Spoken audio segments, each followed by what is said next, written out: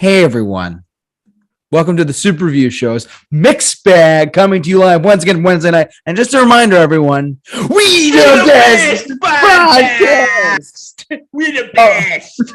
Hopefully you are doing well tonight. Hopefully everything is going good, and hopefully you have been staying somewhat warm in the past couple of days. It's been warm here and there, Bill.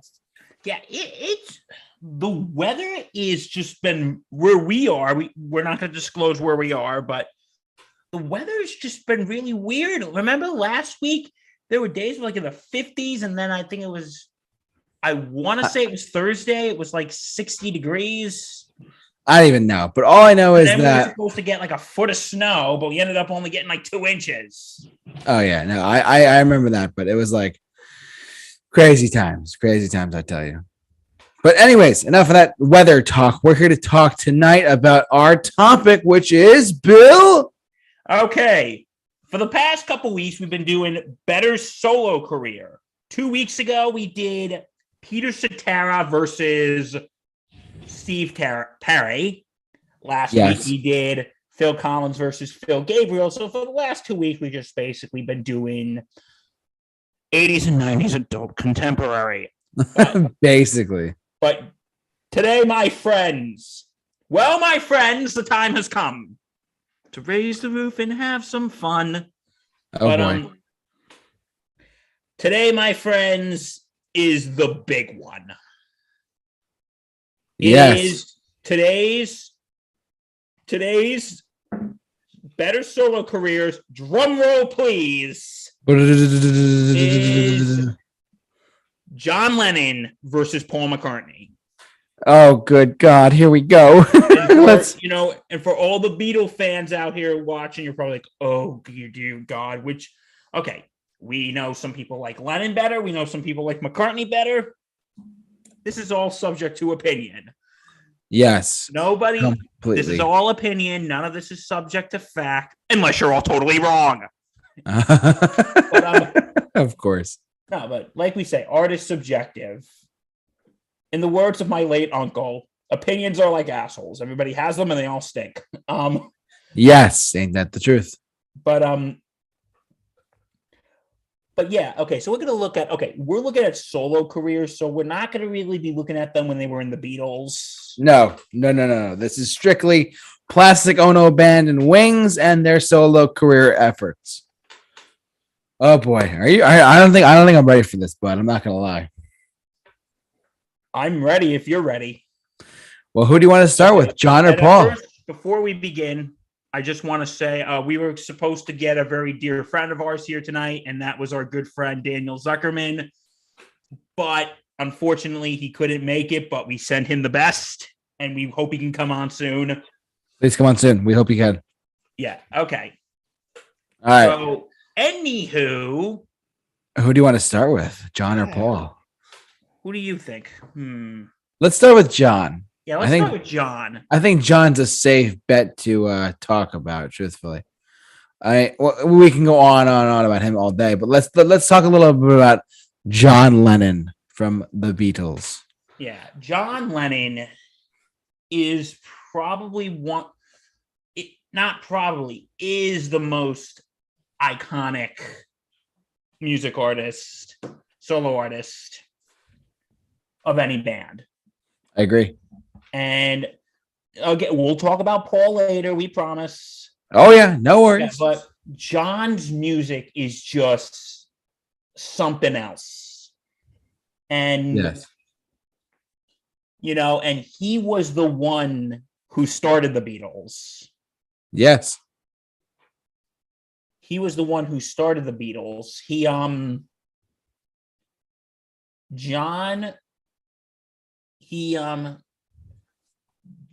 Because he actually started the band when he was in Liverpool Arts College,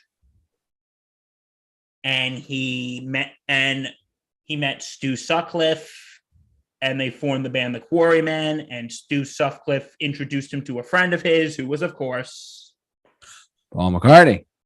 And then Paul McCartney introduced him to another friend of his, George Harrison. Of course. How can we forget? Yeah, his birthday was last week. Put some respect on that man's back. I'm sorry. Anyways. But anyway, yeah, and John, he wrote music in the Beatles, of course. And then came the breakup in 1970. Yes.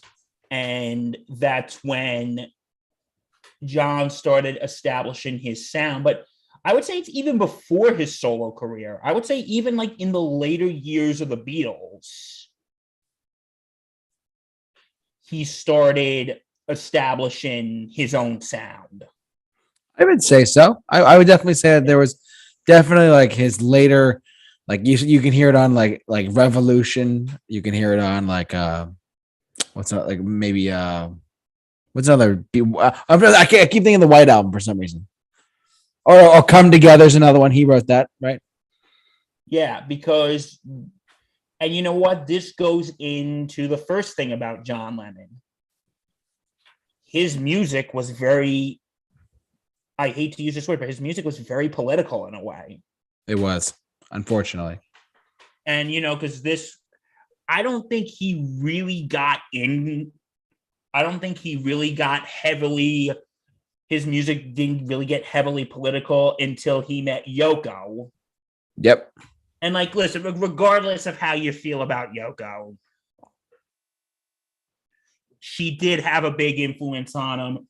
Whether it's bad, whether you say it's bad or good, she did have a big influence on him. And I heard Yoko hasn't been in the best of health lately, and we wish her the best. Yes. And I just want to say as we go on, we're looking at these people as musicians, not as people, because we know John wasn't really the best person. No. But we're here judging him by his music and his music alone. And also speaking of John, sorry I'm going on all these tangents. You're fine. When we mentioned our dear friend Daniel Zuckerman, his podcast, The Time Warped Hour, plug for that. He actually interviewed, you might find this interesting, he interviewed John's former personal assistant. Really? Okay. Fred Seaman. Really? Okay. Go check that out. He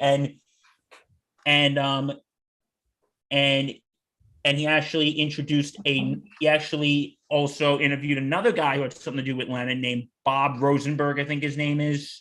Okay.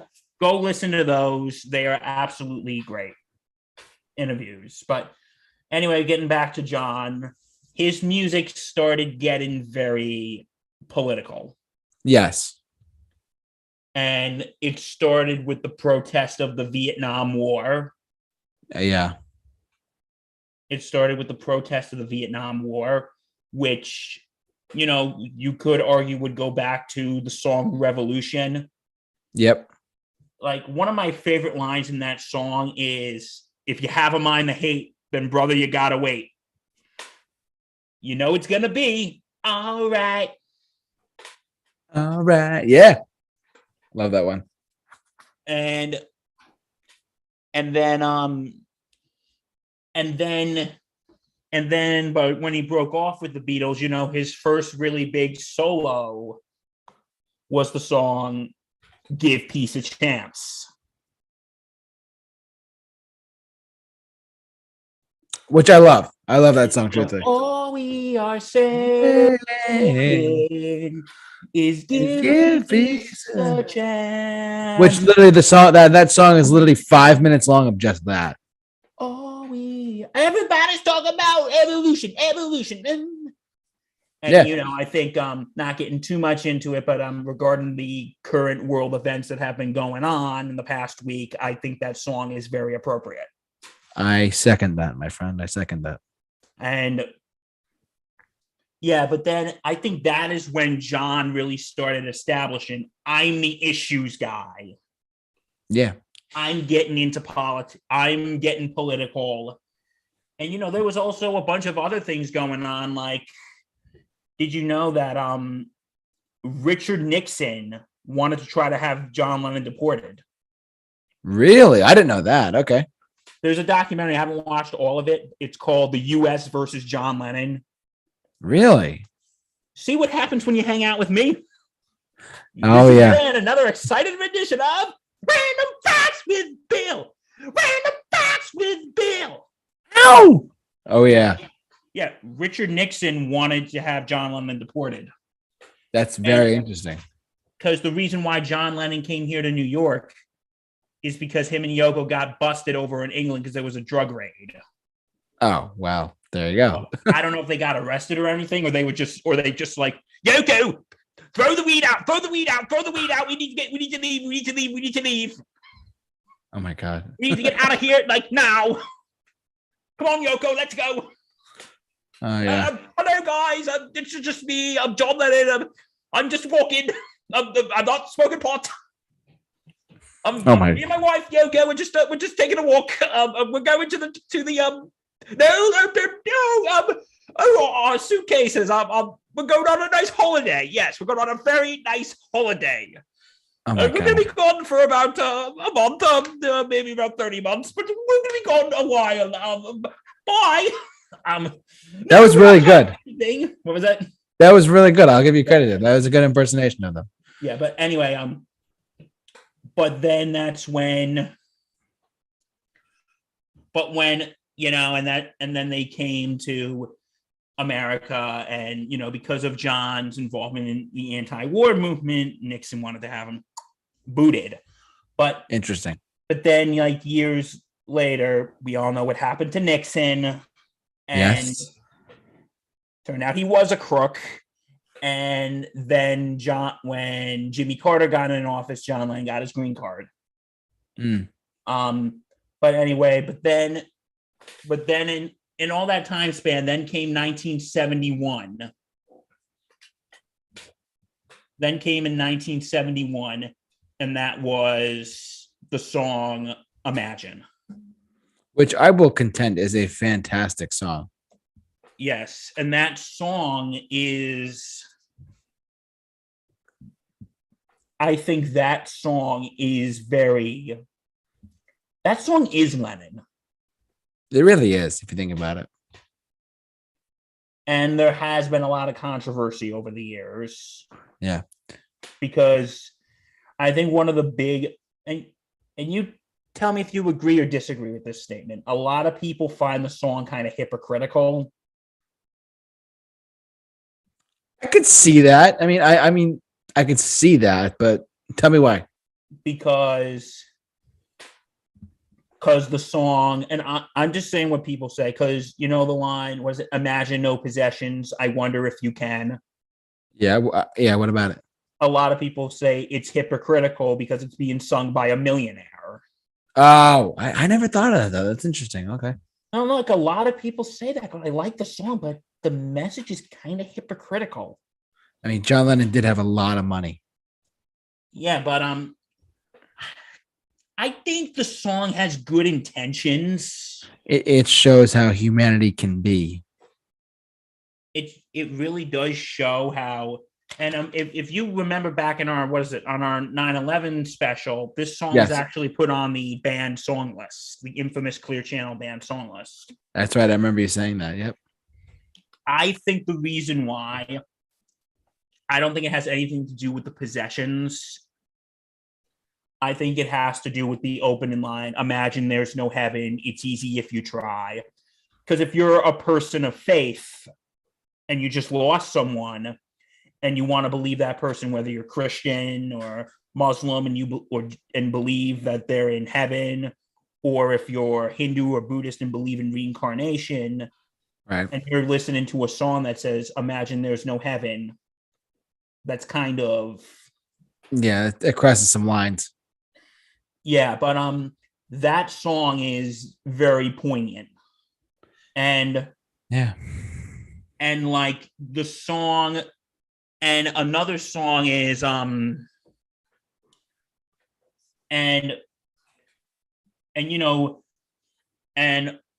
also, did you know on that album John Lennon actually throws a cheap shot to Paul McCartney?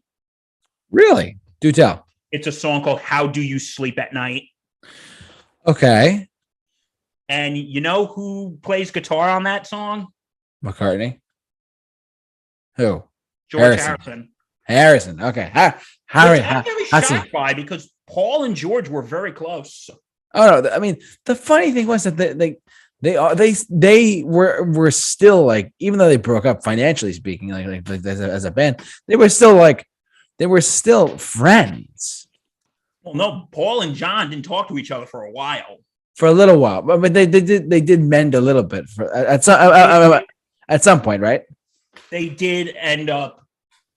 They did end up. They did end up burying the hatchet a little bit, but Yeah. because and we'll talk more about that when we get to Paul. But Yeah. but no, like John Lennon actually throws a cheap shot at Paul McCartney because this was at the time when they weren't even on speaking terms, Right. and it was the song "How Do You Sleep at Night." What was the lyric? Do you remember? I can pull it up. Sure. What do you got? Okay. I mean, yeah, I have one more thing to say about Imagine, if you don't mind. Yeah, go right ahead. I was going to say, I do. This is one of the things that I've always found fascinating about the Times Square New Year's Eve specials. I've noticed that.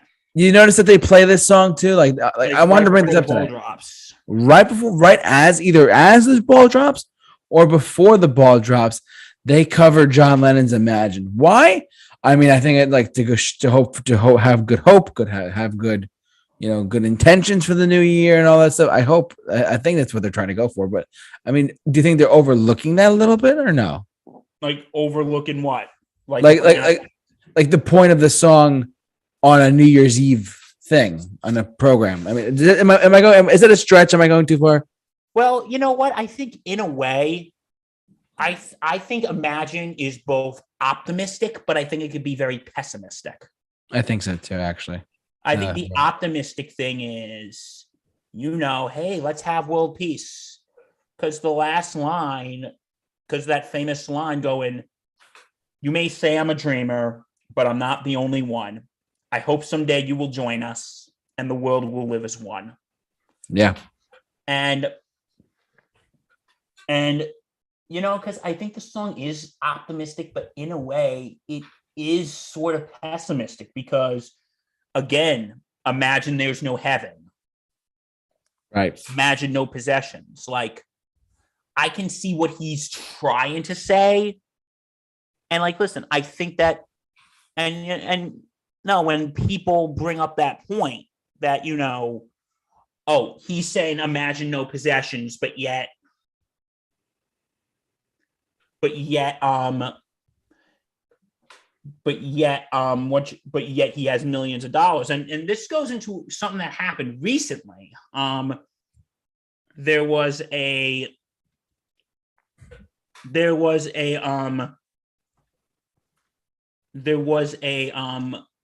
It was right when COVID started. I don't know if you remember this at all. Yeah, what was it? Hold on, I gotta pull this up. Give me 1 second. Okay. Hold on, I think I found it. Okay.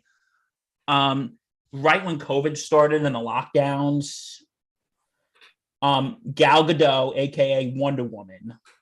Yeah, what'd she do? Her and a bunch of celebrities,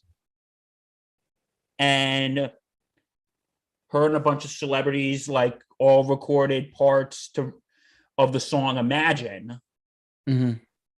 And they kind of all got flack for it. Oh, really? And here's why I can see with that argument. Again, the whole because on one hand, yes, good intentions, but like, for instance, a lot of people thought it was tone deaf because they thought, here it is, a bunch of rich, famous assholes telling us to imagine no possessions. Right. But yet we're listening to a bunch of millionaires and billionaires. Yeah. And like, again, the opening line, imagine there's no heaven. What if somebody lost someone to this virus? Right. That makes sense now. And of course, the imagine no possessions part, like, again, rich assholes telling us to imagine no possessions while there are people, and I hate to sound like Bernie Sanders here, but while there are people who are struggling because they can't work because of the virus. Yeah. No, you're absolutely right. And they're afraid of losing their home. They're afraid of how they're going to feed their family. So a lot of people say Gal Gadot and them are basically tone deaf. Interesting. And even some of them who were in the video did even say, yeah, we kind of regret doing that. Right. But yeah, but that's like with Imagine. But anyway, yeah, we were talking about the How Do You Sleep? Yeah. Here are the lyrics. So Sergeant Pepper took you by surprise. You better see the right through that mother's eyes. Those freaks were right when they said you was dead. Referencing to when Paul McCartney, the whole Paul is dead thing. Yeah. The one mistake you made was in your head. How do you sleep? Oh, how do you sleep at night? I mean, that's a direct blow, man. You live with the straights who tell you was king. Jump ones when your mama tell you anything. The only thing you done was yesterday. And since you've gone, you just another day. How do you sleep? So yeah, as you can tell, that's not, hey, Paul, let's be buddies. That's basically fuck you, Paul. That's like giving him the finger, basically. Yeah. And yeah, but going into other songs, that goes, songs with the Vietnam War. Have you ever heard the song Mama, I Don't Want to Be a Soldier? By John Lennon? Yeah. I have not. It's the song basically saying, Mama, I don't want to be a soldier. I don't want to die. Referring to the Vietnam War. Right. I see what you're saying. And, it has a lot of those activism. Those points of view in there. A lot of activism, like the song Power to the People. Yep. That's another one. Power to the people. Yeah. And then, it really touches on those themes. And it also touch, and this goes into another point aside with the political and issues theme. John Lennon's lyrics are very dark. Actually, they actually are. I mean, you're right when I think about them. Like just what we said with Imagine, just like with Mama, I don't want to be a soldier, which Mama, I don't want to die. Yeah. And, probably one of my favorite Lennon solo songs, Instant Karma. Oh, yeah. And we all shine on. Like the beginning of that song, Instant Karma is going to get you. Grab you around the face. You better get yourself together, darling, or pretty soon you're going to be dead. Yeah, I mean. That doesn't sound like silly love songs. No, that doesn't sound like, or Another Day, or even, Let Him In, I see your point there.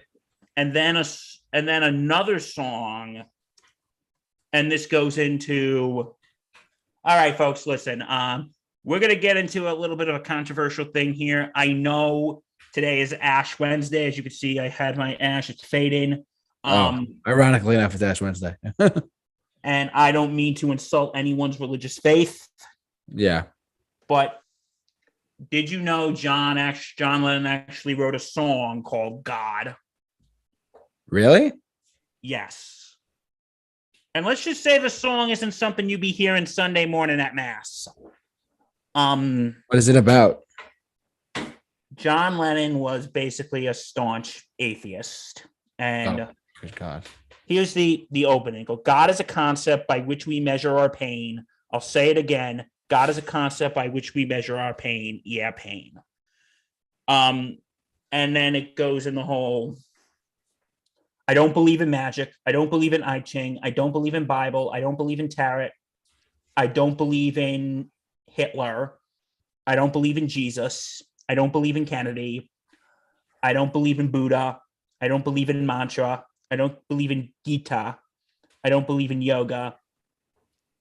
I don't believe in kings. I don't believe in Elvis. I don't believe in Zimmerman. I don't believe in Beatles. Wow. Like, That's deep. I don't think it's really just about religion.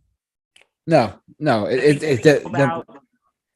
Because this was the time of the 60s when things were becoming more radical.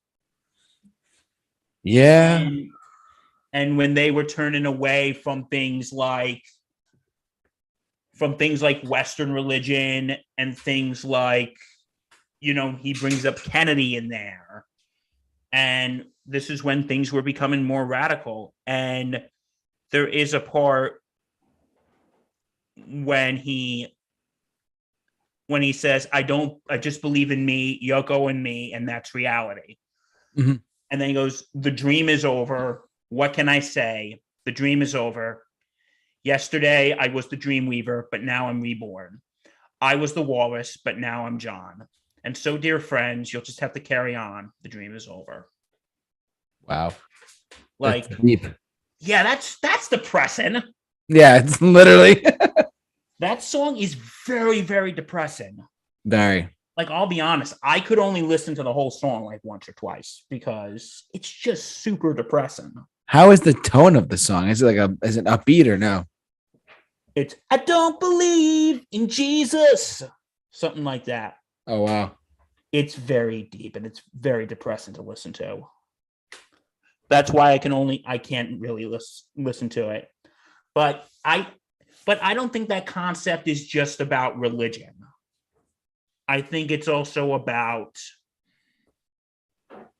when he says, I'm reborn. I used to be the walrus. I think how also the concept when he says, he straight up says, I don't believe in Beatles. Yeah. So because this was written after the Beatles broke up. And I think this was basically that time of my life is over. I'm moving on. I mean, didn't they all move on if you think about it? Yeah, they did. But I think his was more of a statement. A statement, right? I was about to say the same thing. His was more of a statement. Yeah, he's like, I'm done. But because when you look at someone like the rest of them, Paul, George, and Ringo, they're like, okay, I'm sure they were upset over everything. But yeah, they said, okay, let's move on. Blue skies ahead. John's music was very, when we brought up the song, How Do You Sleep? That was a straight up middle finger to Paul McCartney. Oh, yeah. Totally. That was basically, fuck you, Paul. Fuck the Beatles. And this song was a giant fuck the Beatles. Unfortunately, yeah. And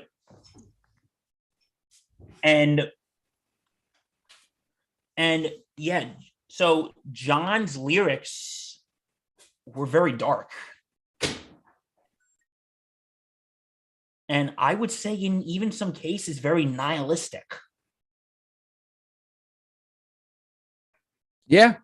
I would say John's lyrics could be very nihilistic. Yeah, no, I agree. I completely agree with you, man. Yeah. And then we all know, and we'll make this quick because I know you probably want to get to the other one soon. No, I have something to say about John Lennon, but go on. Let's hear it. Go. No, you go. Go ahead. I was gonna say regarding John Lennon, I got to tell you guys the truth. John, if you wanted to get to know, I know we touched a lot on Imagine, but there's a full-fledged, I think it's on Netflix. Sometimes it's a documentary on, Netflix called Imagine Us Only Sky. It's like John Lennon's. It's the story about that album and how Yoko's in it as well. I think his son is in it as well. It's a documentary. You could check it out on Netflix. It's about how he just simply wrote it out one day and then he made it into a song, and then the rest they say is history. It's very, very, very, very interesting stuff, truthfully. And if you want to check out the documentary, I believe it's on Netflix. If I'm not mistaken, it's called John Lennon's Above Us Only Sky. But I mean, he was very, very. I mean, we both could go on about him for a while. He was a very political minded individual, like with his music, especially. I mean, like there were certain. I mean, you can look up what's the one I can't think of. Well, I mean, there's a song of his. I think it's called like what's the super explicit one? I forget the name of it. It's not Instant Karma. It's the oh god, what is it called? Working Class Hero, maybe? Yeah, that one. You know what I'm talking about with that one? Yeah. They say you're all we were not gonna go in depth with it, but let's just say that it's a very, very, very Dark and controversial, intense song. very degrading lyrics as well. The guy went like, I think, I respect him as an artist, but at the same time, he went so far out of left field with like The whole like political activism. and the fact that he just has the blatant.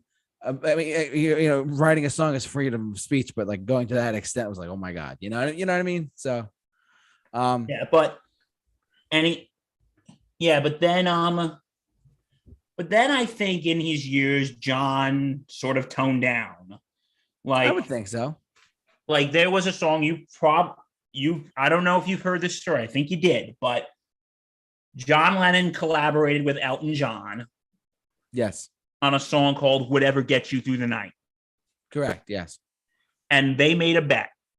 And Elton John said, this song hits number one. You have to come on stage and perform it with me. And this was also around the time when John was with something called The Lost Weekend with May Pang, who was like his assistant. And then he came back to New York, and what happened was he said, okay, well, you're going to do this with me. You're going to play this with me on Thanksgiving night. And John had not played in front of crowds in a while. He literally threw up right before he went on stage because he was so scared. really? Yeah. Wow. Okay.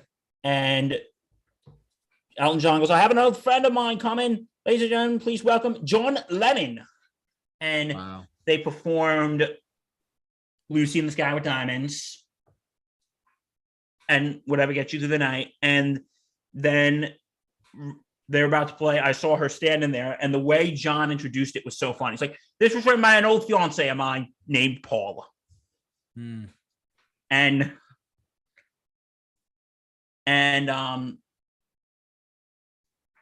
then that was actually his last public appearance. Wow. Because this was around the time when he was going into the most quiet part of his life, what they call the house husband years. This was around the time he was coming back to Yoko. Yep.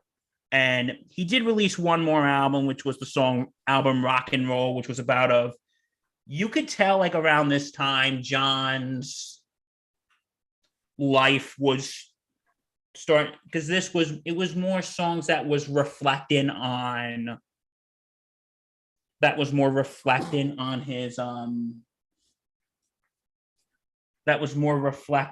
his childhood, because it was a bunch of rock songs from like the 50s and early 60s. Yeah. And then that's when he went into his reclusive phase for 5 years. And that's when they gave birth to his younger son, Sean. Right. And then he was starting to come out of it in 1980 when he wrote the album Double Fantasy. And a lot of that album was about like the song Just Like Starting Over. Like he was ready to go back on tour again. Yeah. And then the song Beautiful Boy, which was about his son, Sean. Yep. And, this was about John Lennon getting his second chance. And I think it was in that US versus John Lennon documentary. It could have been something else. Okay. But there's a video of him walking through Central Park with Yoko. And this guy from the basketball court is screaming, "Hey, it's John Lennon!" And Yoko goes, and John goes, "Hold on, Yoko, I gotta go say hello to him. I'm gonna go say hello to him. I gotta shake your hand. When are you guys getting back together? When are you guys getting back together?" Meeting the Beatles. He goes, tomorrow. And John goes, tomorrow. Like you could tell he was really appreciated that. And he was starting to go on tour again, but sadly, we all know what happened. December 8th, 1980, John Lennon was shot and killed outside his apartment by Mark David Chapman. Very sad. Very unfortunate. at 40 years old. Yep. And it really makes you scroll down for discography. Yeah, I'm gonna let you go off on this for 1 sec. So Okay, so go to John Lennon discography for a sec. Yep, right here. No, it says main article. Sorry, go ahead. Okay, so let's see. 11 studio albums, 3 live albums. Go down. Wow, Imagine charted a lot of places. Yep. So did Double Fantasy. Sometime in New York City. Keep going. Give me 1 sec. Double Fantasy charted a lot. Milk and Honey, which was the album that was released a few years later with Yoko Ono. Yeah. And there is a video I saw of Yoko listening to that song, and she's just tearing up. Oh, I'm sure she would. Of listening to the song Walking on Thin Ice, which was actually the song that they recorded before they went back and he was killed. Right. So I don't know if it was recording from that night. Like, they're playing it and she's in tears. Yeah. No, I could definitely understand that. Yeah. Have you been to the John Lennon Memorial at Central Park by any chance? Unfortunately, I actually have not. Because I mean, I've been meaning to go there. I mean, I have full disclosure. I have Ringo Starr tickets for later this year. They were postponed from 2020. So when I and plus his memorial is right by the Beacon Theater in New York City, if I'm not mistaken. So whenever I go down there, I'm gonna have to pay my respects to the other Beatle that's got assassinated down there too. So, you know. Yeah. She was, yeah, but no, I've been there. Okay. It's right across the street from the Dakota. Oh, yeah, I know what that is now. Yeah. And I remember I was with my dad. We were right across the street, and we were at the Dakota, and I was standing in that way where Chapman was standing, and I'm like, it's very creepy to be there. Oh, I'm sure it is. It's like reenacting history, literally. It's like, oh my God, I am standing right where Mark David Chapman stood To kill John Lennon. John was standing right there.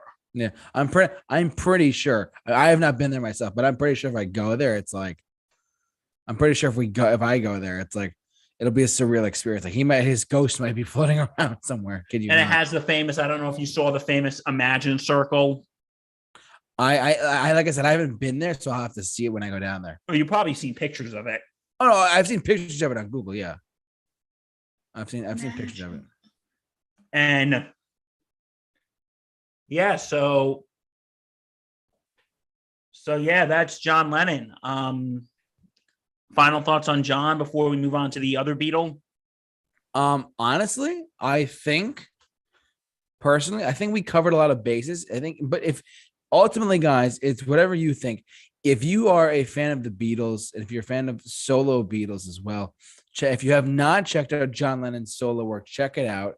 He obviously was one of a kind. He was truly a pioneer of the genre. I would go so far as to say that, truthfully, because he pushed boundaries, and a lot of people respect his solo work too, as outside of the Beatles. I mean, he's still known for the Beatles, but I feel like his solo work gets like overlooked a little bit, not overrated or underrated, but it just gets overlooked a little bit nowadays. Truthfully, I mean, a lot of people go back to Imagine or Give Peace a Chance, but like, you know, I feel like there are a lot of other songs that I just brought up tonight. God, yeah. Mama, I Don't Want to Be a Soldier. Yeah, no, I mean the ones that Bill brought up are just as reasonable and viable of songs that are still great songs. And if I'm gonna just say this: if you have not checked out any of his solo work, check it out while you can. Like if you're under the age of 20, which some people who listen to us might be, you know, check out any of his solo work. Check out all the things he's ever done with his solo work and the Plastic Ono band. Check them out. He was truly a legend, and he was kind of a dick at some points, but that's He was a bit of a dick. I mean, but like towards the end, I mean, Paul and him did try to amend at some point, and then unfortunately he got shot. So yeah, they did try to. That's very sad. And it's like the thing now which I think this is a good transition into Mr. McCartney, don't you think? Of course. It's kind of ironic. Like they both wrote songs about each other. Like John's "How Do You Sleep" was basically a giant middle finger to Paul McCartney. Yeah, but unfortunately, 2 years after John was killed, Paul McCartney wrote a song called "Here Today." And I'm gonna get to that. Don't worry. You know what? We'll talk more about that when we get to it. All right. So all right, now it's time. Are you ready? Oh my God, are we talking about him now? Are we talking about Sir Paul McCartney? Sir Paul McCartney. What a lovely chap. Got to tell you right up front. He's a fine fellow, isn't he? He's a lovely guy. We love to see it. Full disclosure, I love him. I do actually. Aside from seeing him live, which both of us did together, and coincidentally, we both saw each other at the same show. We're like, "Oh my God, what's up?" We didn't go together. We were separately. Yeah, I was with someone else, and he was with someone else, and we happened to see each other. We can say who I was with. I was with our dear friend Justin. We love you, Justin. We love you, Justin. You're awesome. Shout out. But let's get into it, shall we? Go ahead. Yeah, but Paul McCartney, after the Beatles broke up, like one of the big reasons like why the Beatles broke up, people could say it was Yoko. You know what? I hate to get stuck on Lennon for 1 second, but I want to ask you an honest question. What's up? Do you think Yoko is the one who broke up the Beatles? No. I think she was a factor. I agree with that. I think she was a factor, but there was a lot of problems going on. There was so much going on. I mean, that could be a whole discussion on its own. But I will say this, that you have to understand, the money was a factor. Time was a factor. Their chemistry. I think the breakup I think things started unraveling when Brian Epstein died. I would say that too, yeah. And then after that, that's when things started. Like John, because a lot of people say, because I was watching this documentary about Beatles' wives, a lot of people said John basically used Yoko to stand up to Paul McCartney. Yeah. But Paul has even said, he's been asked in interviews, he's like, did Yoko break up the Beatles? He goes, no. No. It was money. I think she was a factor, but I don't think she was the main cause. No, she was not the people say that she was like, she broke up the Beatles. No. She was a factor. She was not the whole reason. So. There was a lot of shit going on at this point. Behind the scenes stuff. And look, let's not forget, it was so monumentous. People called it a landmark in the decline of the British Empire. Yes, I mean, that was the word for word, like the televised thing. Like the Beatles are broken up. Oh my God. It's a landmark in the decline of the British Empire. Let that sink in, ladies and gentlemen. Let that sink in. But anyway, but Paul, what a guy. But Sir Paul, after the Beatles broke up, and because one of the reasons is Paul wanted his then girlfriend Linda Eastman, who were they married at the time? I don't know.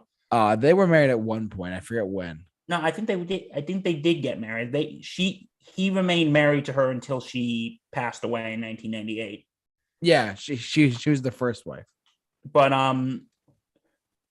he wanted Lee, who was Linda's father, to be the band's manager. And the rest of them didn't want it. That's interesting. God, my mind is full of such useless trivia. But it's okay, you know that. Anyway, but yeah, that's what. But then Beatles break up. Then Paul takes a year or so, because I was hearing somewhere after the Beatles broke up, Paul was depressed. I'm sure he was. I'm sure he would be. That Paul was very depressed. And then he started his own band, which is Wings. Wings. Which I feel like I think we talked about this one point. I don't think they're underrated anymore. I actually think it overlooked a little bit because they put out some great content. Well, I don't think I wouldn't necessarily underrated, maybe slightly overlooked. That's what I was trying to say. Yeah. Maybe because some people look at the Wings as like Paul's backup band. I mean, some people say like it's Paul McCartney and Wings. But and Wings is just the backup band. Yeah, but people forget that Wings was like Paul McCartney was in Wings. You know, it's like it's not Tom Petty and the Heartbreakers. It's the Heartbreakers. Anyways, like Bruce Springsteen and the E Street Band. That end is pretty important. But Paul McCartney was in Wings. Let's not get it wrong with that. You want to talk about Wings first, and then we'll get into Paul's solo career? Yeah, well, I think you know more Wings than I do, so let's split this up a little bit. Okay. I do know Band on the Run. Band on the Run. I got to tell you right up front, Band, the title track is one of my favorite songs in the whole wide world. It's in my top 25 songs of all time. I love it that much. No, it's in my top 25 songs of all time. Band on the Run, the title track. That's number 25. No, it's not. It's in my. I don't know where it stands exactly, but it's in my top 25. Yeah, it is a good song. I mean, it's brilliantly written. It's put together very well, and it's to be frank with you, it's timeless. I love it. But let's look at Wings' discography, shall we? Let's see. Yes. I actually have some of these on vinyl. Now that I think about it, let's look at Wildlife, and then we'll go from there. Wildlife was I don't know. What are the songs on this one? I forget. It says here, Wildlife was their first, and for the record, everyone, we're including Wings because Paul McCartney was in Wings, and we wanted to include it just because. For the hardcore fans are like, well, Wings was not a part of it. And we're just talking about it anyway, so let you know. But yeah. So let's see. I mean, it does not look it was. I mean, it was probably like the first attempt to do stuff, but let's see. The tracks, all the tracks are written by Paul and Linda McCartney. Mumbo, Bip Bop, Love is Strange, Wildlife. I mean, I've never heard of any of these songs, truthfully, because I don't think this was received well at first. You know what I mean? Because it's the first Wings album, Wildlife. I mean, their most commercially successful thing was Band on the Run. You know what I mean? Yes. And like that's where like Red Rose Speedway actually is pretty good too. Now this has got some good stuff on it too. Red Rose Speedway has the following songs on it, such as, hold on one second. Big Barn Bed, My Love, Get on the Right Thing, One More Kiss. I mean, there's some good stuff on here, but it's not like fully memorable. I mean, it's got good stuff. I mean, the hardcore fans only know it. I mean, we are fans. We're not like the diehard, super like sweaty. We listen to it on a daily basis. Yeah, but I like Wings. Don't get me wrong. I just don't. I'm not like the biggest fan of Wings overall. I mean, I like them quite a bit. I mean, I think they're great, but do I think that they're like the best? I don't know. But anyways, track listing for Red Rose Speedway's got some good stuff on it. But let's go over to the real. What we're going to talk about here is Band on the Run, which obviously was their third album of Wings, and I think Band on the Run was like a number one hit song. We forgot about that. True. I think it was. If I'm not mistaken, the title track "Band on the Run" was a number one hit song on the Billboard Hot 100 in 1974. It was a number one hit song. It was like the song of the summer. Like, you know how like Ed Sheeran's hot now? This was the hottest thing back then. It was the Ed Sheeran of 1973. Yeah, exactly. I love this album too. I actually, for those of you who have watched me for any period of time or who only listen to us, check out our YouTube channel as well. I did a video about why you should listen. Yeah, I did a video about why you should listen to Paul McCartney and Wings. I touched on his solo career and Wings in the video, and one of the albums I have is Band on the Run with the in vinyl pressing with the original plastic sleeve on it. I have band on Absolutely. because I mean, for those who've watched me for any period of time, I have vinyl. But I love this album. I mean, it is one of the best albums of the 70s, probably, to be honest with you. Yeah, I think so. I love it. I mean, do you have any takeaways from Band on the Run, my friend? I really do like the song. It's a good one. I like how it Yeah. starts slow and then it goes to Band on the Run. It's so good. Like there's all the great songs. Jet, Bluebird, I think is a little bit underrated. I mean, it's like the Blackbird of Wings. It's quiet. It's got a saxophone solo and it's really good. Mrs. Vanderbilt's good. Let Me Roll. It's a great track. I mean, Pneumonia, No Words, Hell on Wheels was great as well. Picasso's Last Word, Drink to Me was a great track. And 1985 was a great cut. I mean, and the ending of the album actually goes back to the Band on the Run chorus, like Band on the Run. It's pretty cool. I love this album. I mean, I think it is widely regarded as one of the best albums of all time, in the top like 500 or so, or 600. Yeah. I would say that it definitely is. I would definitely say it's up there. It's probably the Wings' most well-known stuff, truthfully. Yeah. Outside of like Venus and Mars had other stuff on it too. But like, hold on, like let's see. I mean, Band on the Run has like the title track, Jet, and a couple other hit singles on it as well. Like, but Venus and Mars had a couple other hits on it too. Let's not forget those. Letting Go. No, what was it? No, I can't think of it. All of a sudden, Listen to What the Man Said was the number one hit song for Wings. Mm-hmm. Rock Show, Venus and Mars. This album has got some great stuff too. I mean, the Venus and Mars, the Rock Show, Love in Song. You Gave Me the Answer. Letting Go. He actually played when we saw him. I remember. I didn't give you the answer, JT. You gave yourself the answer. I tried. Boo. Boo! Get out of here. Get the hook. Get the hook. Oh my god. We're going old school here. The hook. McCartney has played Spirits of Ancient Egypt at one point. I think Denny Lane has. Sorry, Denny Lane has played it at some points.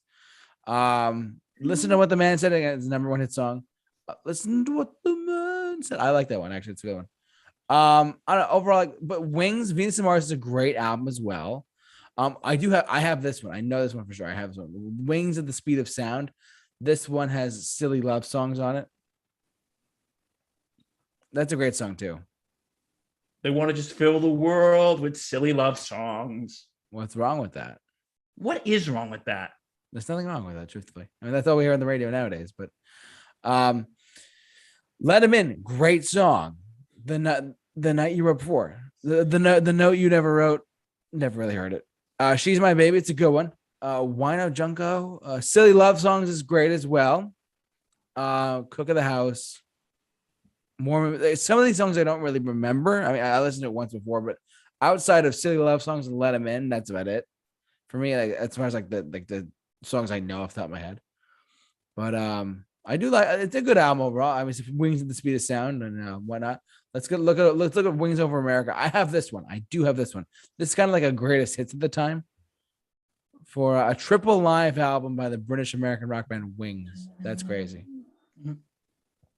This is the Maybe I'm Amazed live cut from McCartney. We'll get to that in a second. London Town is the last one. If I'm not mistaken, it's the last Wings album. Nope, they got a few more. Oh, that's right. I forgot. London Town had. It's funny. There's a song here called "Girlfriend." I think. Yeah, Michael Jackson covered "Girlfriend" at one point. And they've done. Because him and Paul McCartney have done some work together later on. Yeah, that's what we'll get that as well. I mean, we'll get to that soon. Yeah, we got a lot to get to, folks. I know we're already like, why do we include Wings? With Little Luck is good. I've Had Enough is good. London Town. These are all great. I mean, look, bottom line, if you want to get into Wings, if you want to get into like 70s rock, get into Wings. They are great. This is the Wings' greatest. We don't want to touch on that because that's just the greatest hits. And Back to the Egg is the final one. I don't have this one. Back to the Egg is the final Wings album. Which had which songs in it? I forget. Hold on one sec. It had that I don't Getting Closer, I think. I mean, some of these are like I don't. Truth be told, Bill, I don't really remember any of these songs. I haven't really listened to these ones. But Back to the Egg is the last Wings album. I know that. Back to the Egg. Yeah. So, any comments for Wings overall before we go to our next stuff? Well, yeah, I could see it was Paul and Linda's attempt to start a band together. Which had success. Yeah. What did you think of was Maybe I'm Amazed Wings, or was that his solo? No, I'll get that. That's off his first solo album. I'll get that in a second. But McCartney, but there was a McCartney one. I'll get that in a second. Paul McCartney, yeah. So, but like any thoughts for Wings in general? Like, I thought it was a good attempt, and I heard Paul actually taught Linda how to play piano when the band got together. Oh, get out! Really? Yeah, that's so cool. I didn't know that. That's crazy. Random Facts with Bill. Oh yeah. Anyway, yeah, let's go to his solo career. Yeah, let's talk about his solo work. I'm sorry, go on. No, I was gonna say I have some stuff to say as well, but I'll let you share your. What are some of your initial impressions of Paul McCartney? Just curious. Sir Paul McCartney. Sir Paul McCartney. The guy's a living legend. As a solo art, of course, he's a living legend. Yeah. And I think this is a man who, I got some stories and anecdotes here. I remember I was part of this like job seeking program, and they did like this icebreakers going, if you had a talk show, who would be your first guest? And I said Paul McCartney. Of course. And somebody said, you know what, Bill, you know what you could ask him? I'm like, what? Go and ask him, how could somebody write so many songs that are absolutely perfect? That's a hard bargain against that, my friend. Like, listen, he's almost 80. And he's still kicking. Which is crazy. Yeah, like when we saw him, again, we weren't together. Yes. Like, he was 75. Like, he looked great. Yeah, he really did. He looked great. And he sounded really good. He was singing in the key that he sung with the Beatles. Like, my only gripe is you could tell he's aged a bit. Like, he was a little shaky on the high notes. Yeah, just a little bit. He was a little shaky on the high notes. But other than that, he sounded great. I agree with that completely. But anyway, and I got something interesting to tell you. The Ram album that's right there. Yeah. My friend Sasha, if you are watching, special shout out for you, my friend. She told me that I think it was her dad's cousin actually is in the music business and actually worked on McCartney's album. That's awesome. And she told me something even cooler. What? Her and my dear friend Jamie, if you are watching, shout out to you as well. They went to the Frank Sinatra School of Performing Arts. Okay. Which is in New York City. I'm not going to say what borough, but they had an assembly one day, and I shit you not, this happened. Sasha, what? If you are watching, you could go in the chat and confirm this for me. Said, we got a special guest today. I shit you not, it was Paul McCartney. I hate you. Well, I wasn't there. Don't hate me. I hate your friend. Damn it. Oh, come on. She's lovely. Sasha, if you're listening to this, you can reach us at 1-800-GOT-BILL. Hey, God. Oh, she's going to smack both of us for that one. Thanks. It's okay. No, you're talking about. Anyways. But anyway, no, Paul McCartney came and did a basically impromptu concert and Q&A at Frank Sinatra School of Performing Arts. That's ridiculous. I know you hate her now. Jealous over here, anyone? Yeah, but that's a true story, folks. But anyway, getting back to everything. Paul McCartney's solo work, and you know, just like what that guy said, how could he continue? Right, because we have talked before, people who are in bands and they have success with the band, but then they go off solo and they have some success after the band, Right. but that success is very short lived. Paul McCartney has been going on for 50 something years. 60 maybe if you count the Beatles. 60. Too. And he could write music with him gargling and it would probably be perfect. I would say so as well.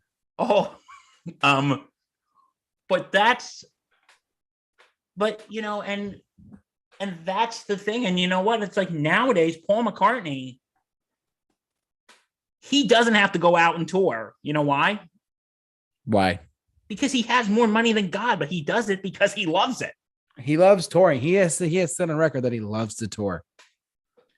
And this is somebody who's at the age where where most people are sitting in their basements with a cup of tea and watching reruns of Murder, She Wrote. Yes. Ain't that the truth there, buddy? And he's still rocking arenas. And stadiums, too. And, you know, his solo album, his solo stuff, Maybe I'm Amazed, is great. Of course. And that song was about the love of his life, Linda. Yeah, it was a good one, too. Yeah, I think that was, honest to God, the best. That was, Paul and Linda was probably the best marriage in show business history. I second that, actually. I would say outside of that, actually, just yes. You were going to say Bruce Springsteen and his wife, weren't you? And Patty, well, listen, Patty and Bruce are great, but they're not Paul and, was it, Linda? I guarantee you, if Linda was still alive, Linda, God rest her soul, but if she was alive today, I think they would still be married. I second that. I mean, I think they would still be married if they were alive today.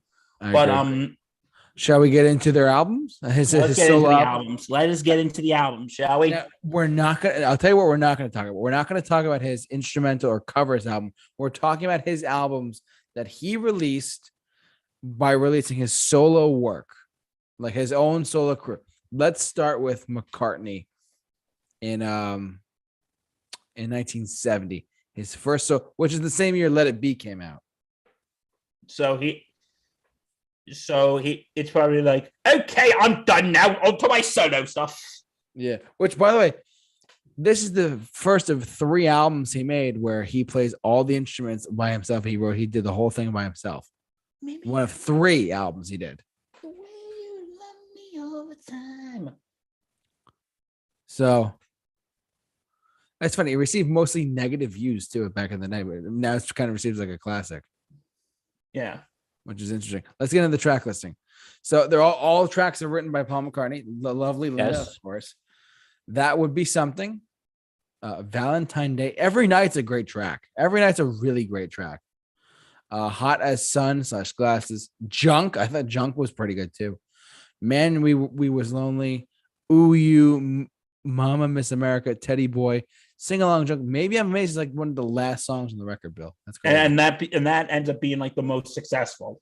It's like the most successful song on the album was Maybe I'm Amazed, which is a great song, truthfully, on its own. And Karina Core. I mean, out of all the songs there, I know Junk, I know Maybe I'm Amazed, and I know Every Night. I know Lovely, Linda, and Maybe I'm Amazed.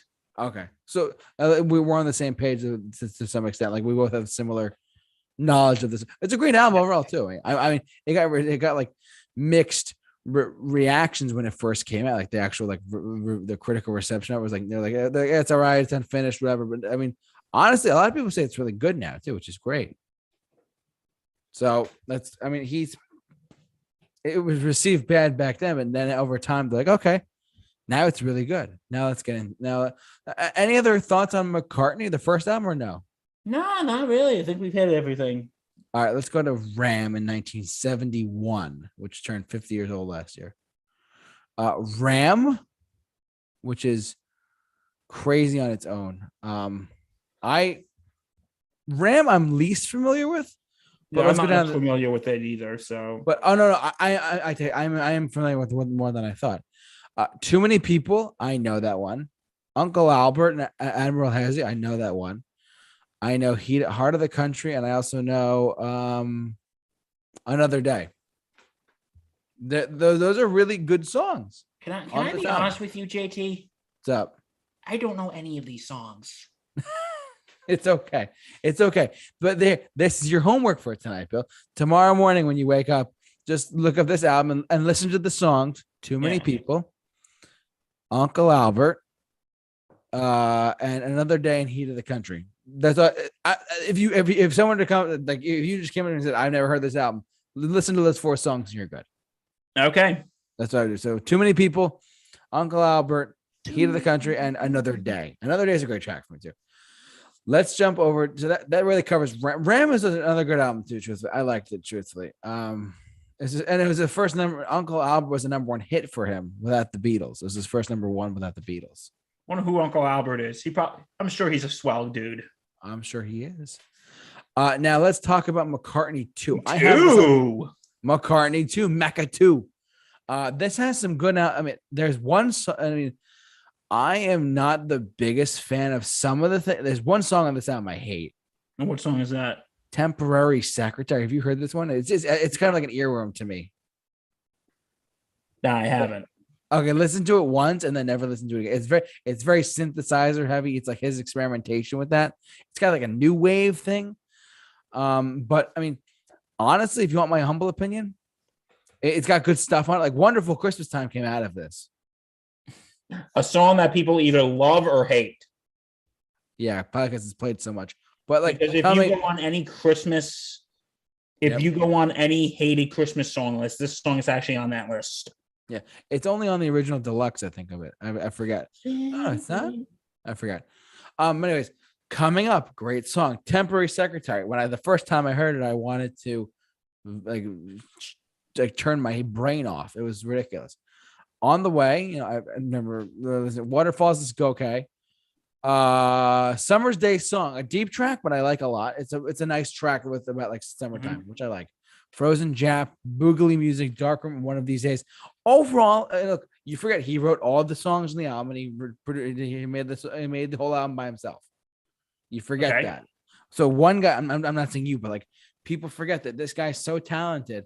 He put out 3 albums over the course of his career, and he wrote all the music and all the stuff for it by himself, which people nowadays need help. That just shows you how good he is. Yeah, because back then they all wrote their own music. They didn't pay 36 people to write a song. Thank you, Bill. All right, that's they paid 32 people to write songs. See, 4 less people. Exactly. Let's talk about Tug of War in 1982. 1982's Tug of War. There's a song in here, and you can talk about this too. It's about one of his first songs about John Lennon after he was shot, called Here Today, which he played when we saw him. Yeah. And this wasn't the only Lennon tribute song he did. Like, there was a song. There was actually a song. He actually did the background vocals for a song that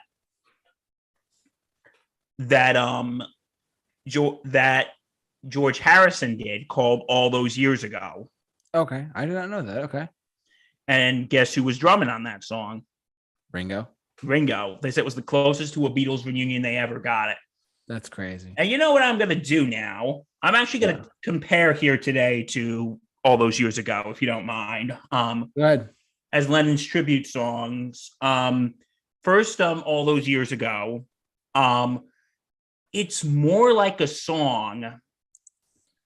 It's more like somebody reflecting back on the old days.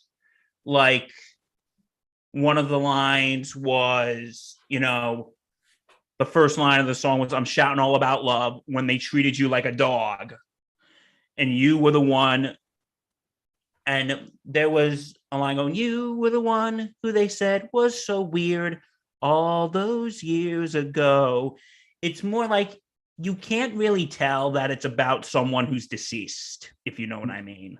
I got you. Yeah. It sounds like more like somebody they're just reflecting on old times. Like the only thing you could tell if it's about, like, not, don't get me wrong, if George Harrison's family is watching this, please don't sue me. I actually really do like that song, but the song is the closest you could tell for it about being someone deceased is deep in the darkest night, I send out a prayer to you. But yeah, well, if you look at Here Today, that is a song you can tell it's about someone who's no longer with us. Yeah. Like, and you know what? It's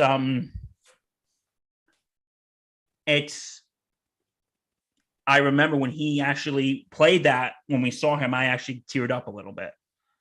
Me because too. the song is actually, It's about John Lennon. yeah, it's because the opening line of the song is, and if I said I really knew you well, what would your answer be? Yeah. If you were here today. And and and when you look back at it, you know, you can tell this is about someone who's lost a dear friend. Yeah. And it's like, and you know what? It's sort of when we talked about when John wrote that song, How Do You Sleep, which was again a giant F you. To Paul, yeah. You can tell, like, you know, there were talks that John and Paul did reconcile Yeah. before John died. But, you know, when you listen to the song, did they really? Because it's like, you know, maybe they were on, maybe when John was killed, maybe they were on better terms. Right. Maybe they were on better terms. But Maybe. Did they completely reconcile? Because I mean, we don't that know. song, if you listen to that song, that sounds like somebody who maybe didn't get to say everything before it was too late. I could Because see that. I picture the song, and you tell me if you agree or disagree. I picture the song that Paul is having a conversation with John. I And think is so. saying all the things that he wished he said to him before he died. I agree with you on that, actually. I definitely see that as well. If you were here today. Yeah. I mean, And go on. no, I was gonna say, like, everything. I'm agreeing with everything you're saying. All I'm saying is that, like, it's definitely something that, you know, is, I think, if I'm not mistaken, he dedicated it to John as well Yeah. when we saw him. So, And um, but anyway, but there is a, yeah, we got to talk about that in a second. But yeah, but that's, of the two Lennon tribute songs by former Beatles, I think Here Today is more. yeah, I think, because again, that sounds like Lennon, that McCartney is having a conversation with Lennon that they never got to have. right. While George Harrison's, again, I really like the song. I really like All Those Years Ago, but it's like, hey, remember this, remember this, remember this. Yeah. And John's, you could tell, Paul's, you could tell it's about him losing a dear friend. Yeah. Yeah. But anyway, on to happier news. Ebony and Ivory. Yeah. You want to talk about that for a sec? Yeah. Ebony and Ivory live together. And like, this was one of the, this, you know, was about racial harmony. Yep. Like how we talked about how Lennon's songs were very political. This was one of the very few somewhat political songs McCartney has done. Yeah. I mean, this is, out of every single song I've heard of him, this is the only one I can think of that's like about anything like that. Well, there was another one. It was when he was with Wings, and I didn't bring it up. I apologize. It's a song called "Give Ireland Back to the Irish." Oh, It's I about the have. Troubles. Yeah, I have heard of that one. And that song actually was banned from British Airwaves. Oh wow, I didn't know that. But anyway, this is this song is it's It's a good. nice song. Yeah, it's not bad. Wow, South Africa actually banned the song. That's crazy. Because this was during apartheid. Oh, that makes sense. So this song was actually banned in South Africa. Live together. Have you ever That's seen the SNL version of that song? no, I haven't. I'll tell you off air. All right. It's not appropriate for on air. Okay. Yeah, it's fine. Um, But what is your thoughts of the song? I like it. Overall, I like it. I mean, it hit number one on the Billboard 100. I mean, I like it overall. So it kind of gets, I feel like it's overlooked by the Say Michael Jackson song. Because this was the number one, that was the number one, but that got more light. So, but that's me. So, yeah. All right, should we go to the next album? Let's go to the next one. Cool.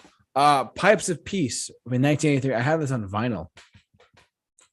It has, this is the one with Say on it. Mm-hmm. I mean, there are only two songs I really like off of this are the title track and Say, because that's really it on here. I mean, for me at least, but I do like Say actually is one of the biggest songs of all time on the charts. That is. And so, and actually, let's not forget the man, and is also featuring Michael Jackson as well. Yeah, and also Paul McCartney guest vocal on a song on Thriller called "The Girl Is Mine."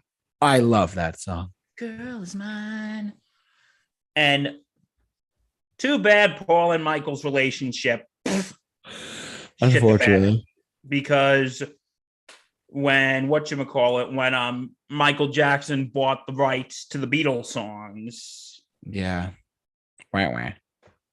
Yeah, no, Michael Jackson just literally called up Paul. Goes, hey, Paul, I got something to tell you. He goes, what? I just bought your songs. And Paul goes, good one. Michael goes, no, I'm dead serious. I just did it. Yeah. So, yeah, they weren't on speaking terms for a while. No, of course. I mean, they made a couple songs that were really popular, and sure enough, that they had a little feud. So, yeah, but after Michael passed away, Paul did say, I think it was on David Letterman, when he said, when he was showing a picture going, this look familiar. And he was telling him when he first met Michael, goes, we miss him. We really miss him. yeah. But yes, the only song I really know on this one is Pipes of Peace and Say. Well, not Pipes of Peace. Is Say. Okay. The ones I know in here are Pipes of Peace. I know The Man too. And The Man, because Michael Jackson co-wrote it. That's really it, though. You know, there's not much. I mean, there's a lot of filler on this album, unfortunately. It's still good stuff. It's just not as like mainstream as the other 2 or 3 songs. So. It's filler, but it's good filler. It's good filler. Next one. Let's go to the next one. Here we go. All right. These just letting you know right now, these next few I'm not gonna know a lot, but Press to Play, I'm not that familiar with. Yeah, me neither. You want to skip it? Yeah, let's skip it. Sorry, Paul. Flowers in the Dirt. I mean, I there's like ones. Hold on, I gotta look at the track list. Hold on. There's only like what My Brave Face. That's really it. My Brave Face is the only song I really know on this album. I don't really know that one either. Or so I barely know it. Off the Ground in 1993. Off the Ground. Yeah, hold on. Let's see. Let me look at the track listing because Hope of Deliverance was a good track too on this album. I don't Hope of Deliverance was actually a really good song on this record, truthfully. But that's the only one I know. Unfortunately, I mean, this is where my knowledge of Paul McCartney kind of goes lower. But I will say though that the song Hope of Deliverance does do well in my brain. I know of it. So anything else on Off the Ground? You want to go to the next one? Let's go to the next one. Flamin' Pie. I've vaguely heard of this one. I'm familiar with it to an extent. Let's see. The track listing on Flaming Pie is. There's a few songs in there. I do know actually. Hold on. I know Calico Skies. I know Flaming Pie. I know Great Day, which is a deep cut on here, but I like it a lot. It's acoustic, which is good. And Flaming, and the title track Flaming Pie. So Calico Skies, I can't say it right. Flaming Pie, and Great Day are the really ones I know. And the other ones I really only know, truthfully. Yeah. Hey, listen, I know you say you didn't want to talk about his cover albums, but yeah, there is a thing I want to talk about really quick on one of his cover albums, if that's okay. Sure. What do you got? On the Run Devil Run album. Yeah, hold on. I think this was an important album in his career because this was the first album he wrote after Linda passed away. Okay. And there is a song he did on it, and which one did he cover? Well, he's covered all of them, but there is a song that I say is very it's called Lonesome Town. Yeah. It was a song by Ricky Nelson. Yeah. And that was a song that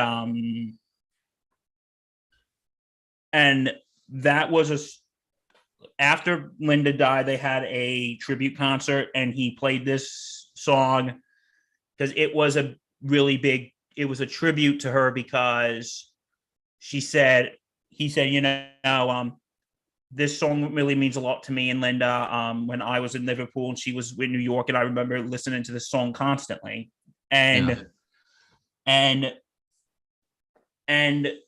song itself, it's a breakup song.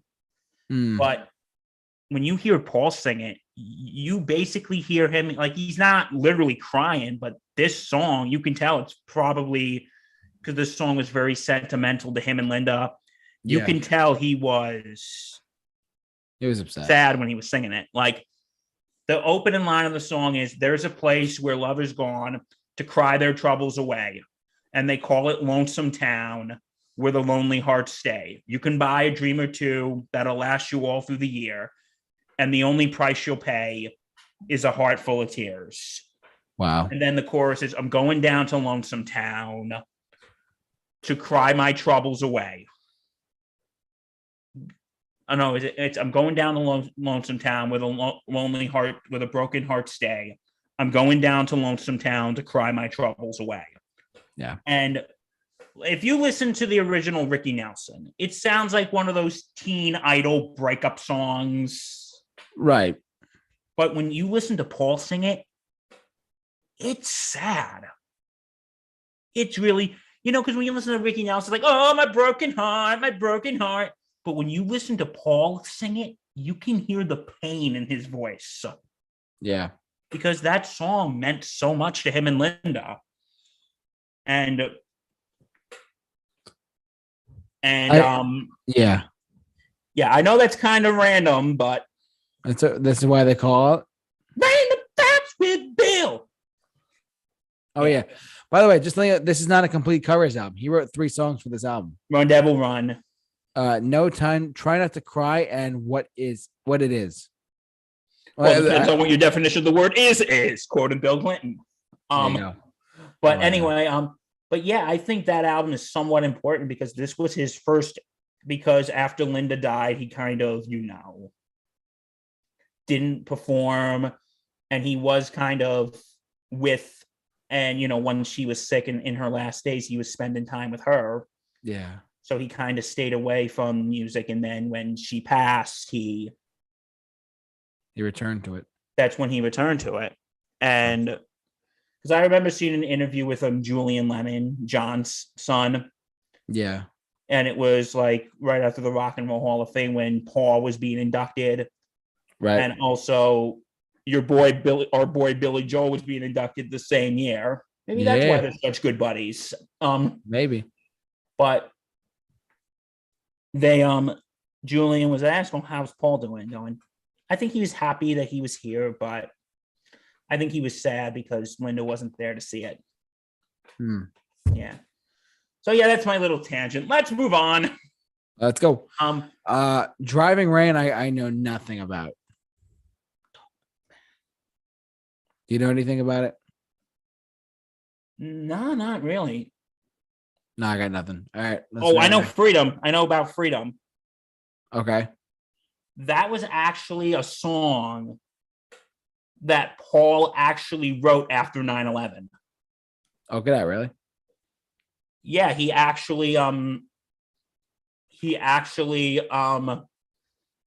he was actually, I think he was at the airport, at an airport when it happened, and that's what caused him to write the song. Oh, interesting. And the concert for New York City that we talked about on our 9/11 show, he actually organized it. That's right. I remember you telling me that. And that song, yeah, that's like the only song I know from that. I didn't even know that was on the album. I thought that was like a single. It was a last minute addition to the album. Yeah. No. Anything else? On that album, I think we're good. All right, cool. All right. Chaos and Creation in the Backyard. I knew nothing about. Me neither. Let's skip this one. Sorry, guys. Memory Almost. There's one song on this album. Memory Almost Full. Everybody gonna dance around. There you go. Everybody's gonna dance around tonight. Dance Tonight's a great track. I do really like that song. Yeah. But that's the only one I know, unfortunately. Yeah, me neither. It's like me the ones. Sorry, guys, we're really trying here. I will say that. Oh, I could talk about the next three. All right, let's hear it. All I'm right, going on my coffee break. Oh God. All right, so New is an album on Paul McCartney that came out in 2013. Actually, this is my first introduction to his solo work. You're gonna think I'm crazy, but I love this album. It's got like what 10 songs or whatever. I think. Yeah, 12 songs. He is Save Us is great. On My Way to Work is a great song. Queenie I bop out to. New is a great pop song. Everybody Out There is like a kind of like his message. Hey, everybody out there, you want to make a difference? And it's one of those things. Road is a great track as well. Mm-hmm. If you're looking, I'm just saying this to anyone out there, if you're looking to get into any sort of Paul McCartney, like in later on his career, like the past like probably 10, 15 years or so, check out New from 2013. It is a great record. Actually, it's really, really, really good. Really, really solid material from him. But and then his I'm gonna get to the follow-up album in a second, which I listened to actually a lot lately. But New, check out New. It's got really great stuff in it. The single New is great. Queenie Eye is great. Save Us is great. He really reminisces a lot of stuff on here. And it's a really great album. Bill, you got to get on New. New is a great album. I'll get on it. All right. But the question is, Bill, have you gotten on to Egypt Station? Because No, Egypt Station, buddy. Hold on. I got to get this. Egypt Station is such a fun album. You have to understand, if I didn't hear about New, I would not have gotten excited for Egypt Station. This is also the first album of his to top the Billboard 200 albums chart since 1982. Really? So this album charted at number 1 on the Billboard 200 back in 2018. Truthfully, just a few years ago, this album charted number 1. The last time that happened was Tug of War with Hey Here Today on it. I love this album.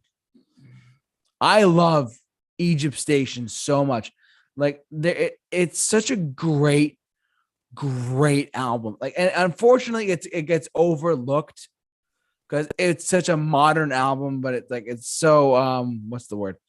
It's so like it kind of got forgotten about. Truthfully, like because it's like it came out, it charted, and that was it. And so unfortunately, one of the critic reviews said, "Hey, I really wish that people would go back and look at this album because look, the story is that this album is a concept album, a loose concept album where it's like it's different train stops on a train ride. Each song is a different train stop. So you have opening station, which is like 50 something seconds or whatever, and then it goes into I Don't Know, which is a song about everyday life that struggles. We don't know. Yeah, exactly. I don't know. It's a really great album. Truthfully, Come On to Me is a great rock song, modern rock song. Happy with You reminds me of like an old like Beatles song. Who cares what the idiots say? Who cares what the idiots do? I do.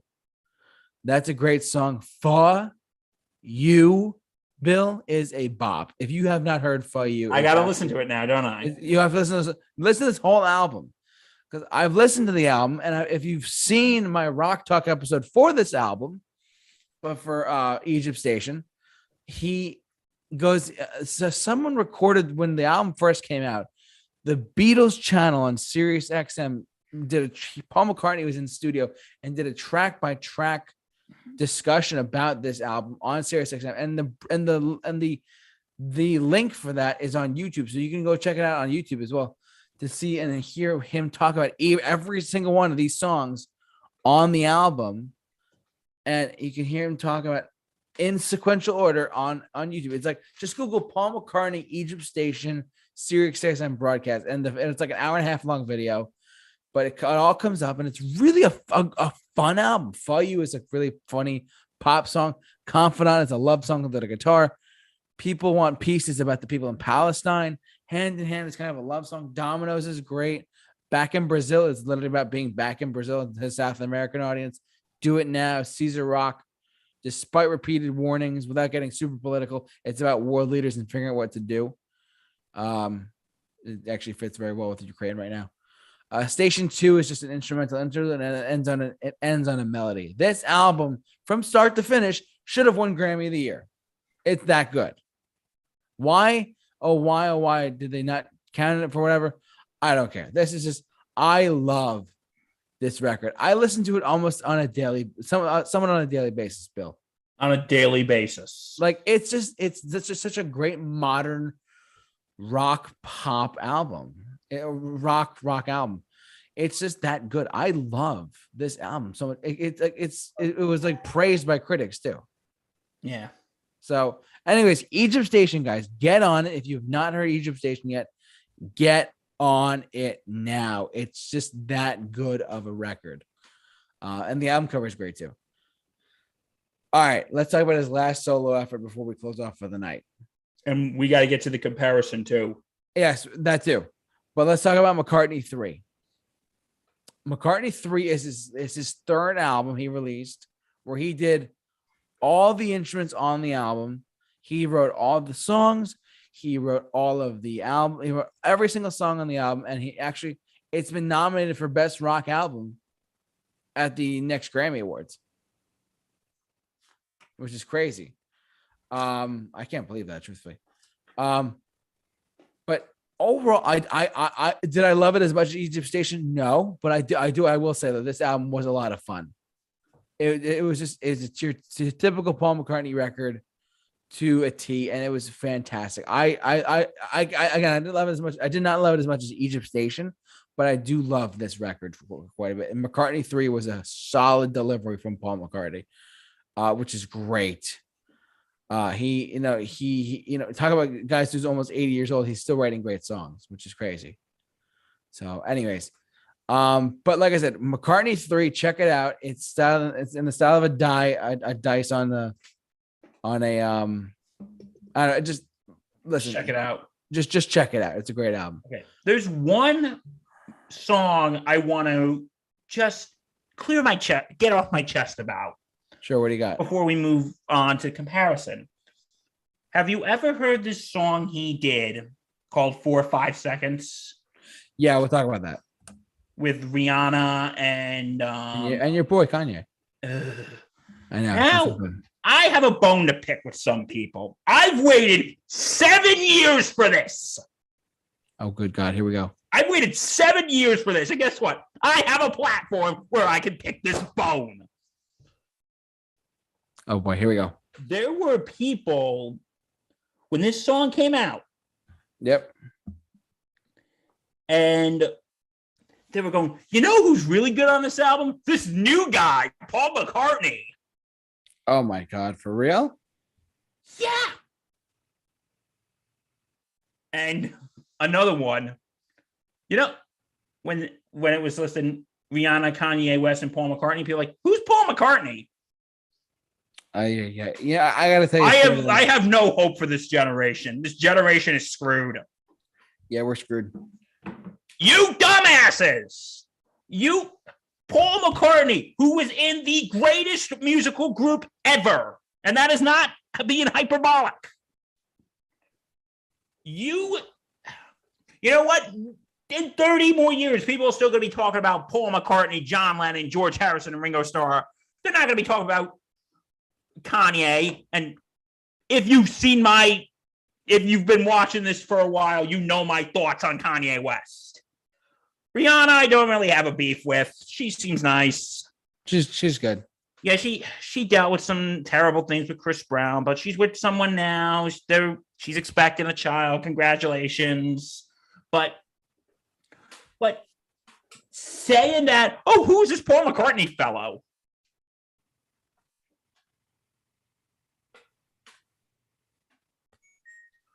I know, it's ridiculous. I can't believe it. People are. I know. It's true story, Bill. Before we figure out who's better in our opinions, I gotta tell you truthfully, I was working somewhere at one point before I started the Super Review Show. I said, "Oh, I have tickets to go see." I mentioned someone. I said, "Hey, we were talking about concerts and stuff like that," and she's like, "Oh, I'm going to see Bruno Mars and who was it? It was like Bruno Mars and like Taylor Swift, something like that, right?" I'm like, "Oh, cool. I'm going to see Paul McCartney." She's like, "Who's that? A country singer?" I said, "No, he was in the Beatles." She's like, "Oh, okay. I wasn't sure." It's unfortunate. Yeah, that's really. I remember I was at some club meeting and there was another icebreaker. How come icebreakers always get involved in this? But I don't know. But there was an icebreaker about who would you want to see in concert? And I said Paul McCartney, and the two people there who were running it were like, "You have good taste." Yeah. Damn right I have good taste. Not among these people who are hooked on Kanye West and Rihanna. Thank you. So God bless America and God help us all. Before we get Bill off on a giant tangent, which one is better, John Lennon or Paul McCartney? Buddy, which one do you think is better? Okay. If you had to pick between, like, let's make it as simple as we can. Let's go between John Lennon and Paul McCartney. Well, here's my thoughts. Go ahead. Okay. If you ask me for commercial success, I'm going to say Paul McCartney did better. But no doubt. Yeah. There's a but, though. There is a but. Oh, no, there's a but. The thing is, Paul kind of had an unfair advantage because he's, alive. Yeah, I was thinking about this as we were doing this. So because John's solo career only lasted 10 years. Yeah, unfortunately. Because John Lennon was killed 10 years after the Beatles broke up. If you look into music-wise, I think John is more rock. Okay. Well, Paul, I do think he is rock, but in a lot of songs, I think he's and you can smack me for saying this, he's kind of more popish if you think about it. I wouldn't smack you. I say that's valid. That's a reasonable, I would say John's music is more darker. Yeah, I'd say so. Because it's, as we covered here tonight, it's about a lot of political themes and the Vietnam War. While Paul's music is more the silly love songs. Yeah. Now, and I'll be honest, this is a very hard decision. And this might sound like a little bit of a cop-out, but here's what I'm going to say. I think Paul's music is more enjoyable. I would say so, yeah. But I think John's music is more interesting. That's a fair assessment. I think John's music is more interesting. And no disrespect to Paul McCartney. No, that man is a living, breathing legend. Yes. But but Lennon's music is kind of more interesting, and it makes you think a little more. And like, here's the thing: like, Paul McCartney has had a lot of success, but he's also had a lot of duds. But and this might be blasphemy to say, but do you think maybe Paul has run his course? Yes and no. I mean, like he's done a lot of. I mean, he's still putting out great content. I mean, the fact that his most recent album got nominated for Grammy Album of the Year for a rock album, so that tells you something. But if you go by those standards, I mean, I love Egypt Station. I love New. I think those are two great records. And another thing I said, I think Paul has the better voice, but I think John has the better lyrics. Yeah, no, I agree with you on that. That ties into like what I said. I think Paul's music is more enjoyable, but I think John's is more interesting. I'd say so with that. I agree with you on that. Yeah, because I will say I think John Lennon is my favorite Beatle. Okay. But yeah, like I said, this is a very hard choice. But yeah, for me, it's a little easier, but it is difficult no matter what. Now, what's your assessment? So I'm going to give my assessment. I'm going to give my pick as well. I agree with you on a lot of things you said, that how John Lennon's music is very dark. It's got different feels to it. It's got different messages in it. It's still relevant to stuff that's happening in the world today. It's still happening in the world. It's still happening with stuff around the world. And his music has a universal message to it, in my opinion, with songs like Imagine or Instant Karma or Give Peace a Chance, stuff like that. He really believed that music could change the world. And so he definitely tried to do that. I would say personally, but on the flip side of the coin, with Paul McCartney has been around a much, much, much longer time, of course. But Paul McCartney has also been putting out consistently good content for over 60 years of his career in the Beatles, Wings, and as solo artist. Yes. So, but again, that gives Paul a bit of an unfair advantage. Unfair, I mean, yes, it's an unfair advantage, but I think John Lennon. But there, to me, there's a reason why they choose Imagine for the Times Square Tonight shows. There's a reason why they choose that song Imagine for Times Square on New Year's Eve. I feel like it gives you hope. I mean, despite the lyrical, controversies surrounding it, I think that honestly, if you were to ask me, I think that Imagine is a universal message. So, hey, saying we got this. Yeah. I think in a way, John's music, again, no disrespect to Paul McCartney.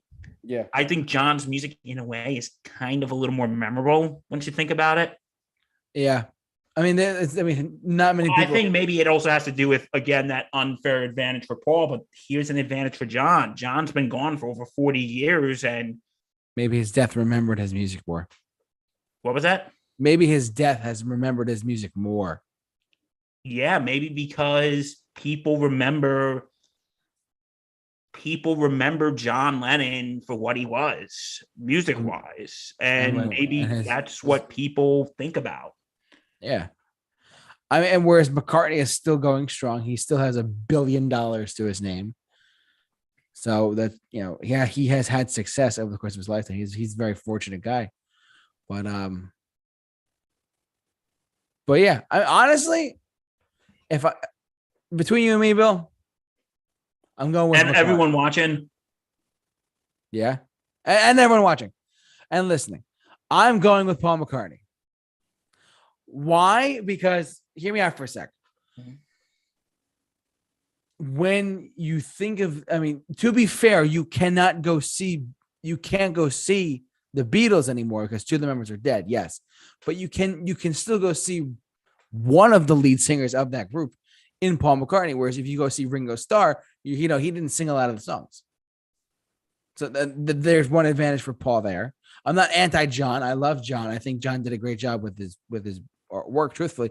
But I'm leaning towards Paul just because he has longevity. I feel like he's going to be remembered. He's been remembered through generations, like through physically being alive, compared to someone like John Lennon who's been shot, unfortunately, which is sad. So, and here's what I have to say. I would say, like, for Beatles stuff, I would say Paul was better, but for solo stuff, I'm kind of leaning towards John. Okay. That's totally fine. Again, I love Paul McCartney. I've seen him in concert. Me too. It was the best concert I've seen. Yep. But, it's like, I think Paul's music, I think Beatles-wise, Paul's music was better. But I think solo-wise, like, again, and like, listen, I'm not disrespecting Paul here. No. It's, like I said, I think John's music is more interesting, but I think Paul's is more enjoyable. Okay. And like, if I want to be in a good mood, I'm not going to listen to I'm not going to listen to God or Instant Karma or I Don't Want to Be a Soldier. If I'm in a good mood, I don't want to listen to that. I want to listen to Maybe I'm Amazed. I want to listen to silly love songs. No, that makes total sense. I want to listen to Dance Tonight. I don't want to. But, if I'm thinking about something, I would want to listen to something like Power to the People or Imagine. Yeah, or 4 or 5 seconds. I have nothing against the song. It's just the idiots who, Who's this Paul McCartney guy? I don't know. He was in the Beatles. Our generation is doomed. And quoting a friend of mine, I wonder we're going to be taken over by monkeys in the future. Oh, yeah. Planet of the Apes for life, dude. May God help us all. Yes. Preach, buddy. Preach. So anyway, I think that's about it. So you're going with John and I'm going with Paul? With John. Wow, this is the first time we're on the opposite spectrum. I know, that's crazy. Well, that is going to do it for us tonight, guys. We've gone for literally over an hour and 40-something minutes. Thank you so much for watching, listening, however you enjoyed us tonight. And we hope you enjoy the rest of your time. And thank you so much for listening. And as always, follow us on Spotify podcasts and subscribe to us on YouTube. We do this every Wednesday night.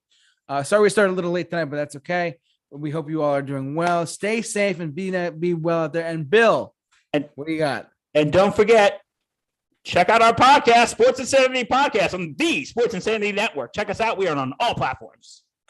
They do a great job over there. There's no denying. Yes, we do. We do fantastic. All right. Thank you so much for watching, listening, everyone. We'll see you guys next time on Mixed Bang next week with a new topic. We're done with our solo career stuff. Well, we'll see you guys next week.